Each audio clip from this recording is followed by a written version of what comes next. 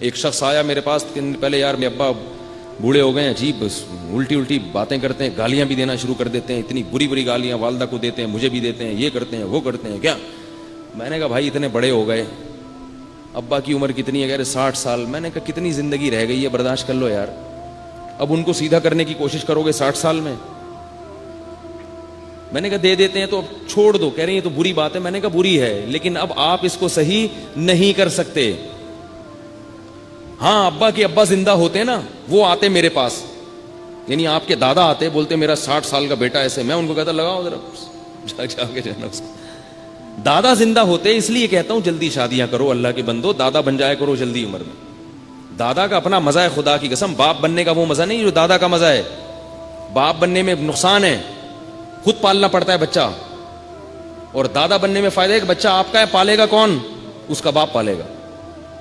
Free کے مزے ہیں دادا کے. بچوں سے دادا کو جتنی محبت ہوتی ہے باپ کو تھوڑی ہوتی ہے.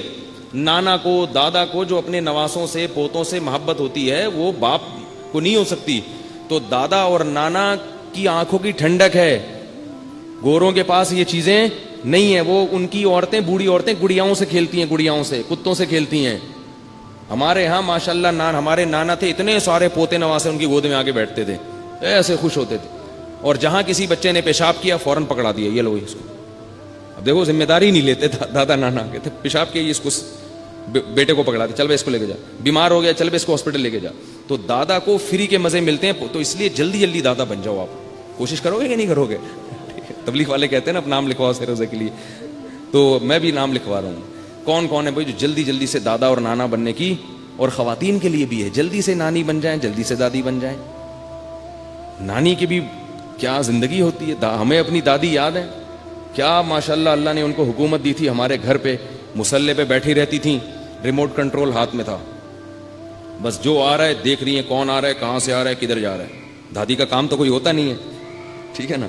صحت اچھی تھی، بس ہر وقت ٹریس کرتی تھیں جو بھی گیٹ سے آیا کہاں سے آ رہا ہے. اب سنتی اونچا تھی، ہم ان کو چیخ کے بولتے تھے وہاں سے آ رہا ہوں. تو پھر میں نے حل تلاش کیا. میں نے کہا یار جب بھی کمرے میں داخل ہو دادی کو اطلاع دینی پڑتی ہے، نکلتے ہوئے بھی دینی پڑتی ہے، اور سنتی بھی اونچا ہے. ہم کرالنگ کر کے جاتے تھے. پھر دادی کا تخت تھا، اس کے پیچھے سے کرالنگ کر کے نا ایسے چو، بڑے مزے تھے بھائی اس کے. خدا کی قسم جس گھر میں بوڑھا نہیں ہے وہ گھر نہیں ہے. تمہیں فیملی پلاننگ والوں نے تباہ کر دیا ہے، تمہارے فیملی سسٹم کو برباد کر دیا ہے. گھر جو ہے یہ جھونپڑیوں سے، گھر جو ہے یہ ٹائلوں سے اور فانوسوں سے نہیں بنتا. گھر افراد سے بنتا ہے. گھر میں افراد ہونے چاہیے، تبھی رمضان کا بھی مزہ ہے، تبھی عید کا بھی مزہ ہے، تبھی شادی بیاہ کا بھی مزہ ہے، تبھی غم کا بھی مزہ ہے. غم میں بھی سب شریک ہو جاتے ہیں. کہاں تمہیں یہودی لے کے جا رہا ہے، 2 بچے ہی اچھے، 2 بچے ہی اچھے، کدھر کو تم جا رہے ہو؟ اور دیر سے نکاح کر رہے ہو، نہ دادا بن رہے ہو نہ نانا بن رہے ہو. تو وہ بندہ آیا نا میرے ابا صحیح نہیں چل رہے تو میں نے کہا آپ کے، میرا دل چاہ کے میں اس کو بولوں کہ دادا ہوتے نا تو وہ آتے تو میں شکا. اب ابا کو کیا کر سکتے ہو بھائی؟ ابا کے لیے دعا کرو محبت سے، پیار محبت سے، جیسے ابراہیم علیہ السلام نے سمجھایا اسی طرح نصیحت. تو ماں کا بھی یہی معاملہ ہے، ماں کا بھی یہی ہے. ماں سے بھی آپ کو بدتمیزی کی اجازت نہیں ہے، ماں سے بھی بدتمیزی کی اجازت نہیں ہے. تو اور اخلاق کے معاملے میں ماں کا حق اللہ نے باپ سے 3 گنا زیادہ رکھا ہے. یہ بات یاد رکھیں کہ تعظیم شریعت میں باپ کی زیادہ ہے، تعظیم. اور نرم لہجے سے بات کرنے میں ماں کے ساتھ اخلاق کی ویلیو زیادہ ہے. تعظیم کا مطلب علماء یہ بتاتے ہیں کہ جیسے آپ بیٹھے ہوئے ہیں، آپ کی والدہ آئیں، آپ احترام میں کھڑے نہیں ہوئے، غلط ہے لیکن اتنا غلط نہیں ہے. باپ آیا احترام میں کھڑے نہیں ہوئے تو یہ زیادہ غلط. تو حسن اخلاق میں ماں کا مقام زیادہ اور تعظیم میں باپ کا. تعظیم میں باپ کا اس لیے کہ وہ گھر کا سربراہ ہے، اور سربراہ کی ہمیشہ تعظیم زیادہ، کیونکہ جس کی جو امیر ہوتا ہے نا، جو ذمہ دار ہوتا ہے، اس کی اگر تعظیم نہیں ہوگی تو اس کی سنی نہیں جائے گی.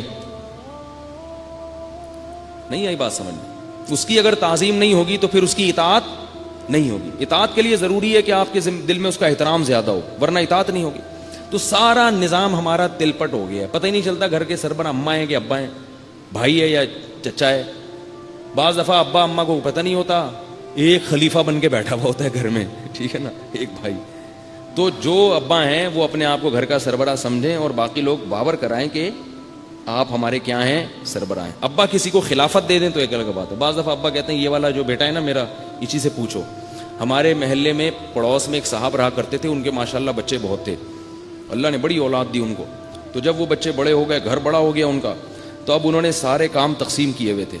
تو وہ بتاتے تھے یہ وزیر خزانہ ہے, یہ وزیر اطلاعات و نشریات ہے. ایک بیٹے کو نہ کہتے تھے کوئی بھی گھر میں شادی بیاہ غم ہو تو اطلاع کون دے گا؟ یہ وزیر اطلاعات و نشریات, یہ وزیر خزانہ ہے. ایسے سارے وزارتیں انہوں نے بانٹی ہوئی تھی.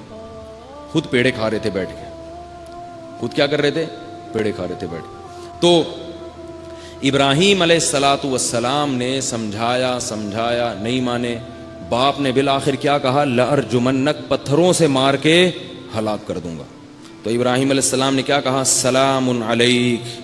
اتنی بڑی دھمکی بھائی, قتل نہیں, پتھر سے مار کے, پتھروں سے اتنی بڑی دھمکی. اللہ کے خلیل ہیں, ذرا بھی تو تکبر نہیں کر رہے کہ اے میرے ابا آپ کو پتہ نہیں میں کون ہوں, میرا کیا مقام ہے؟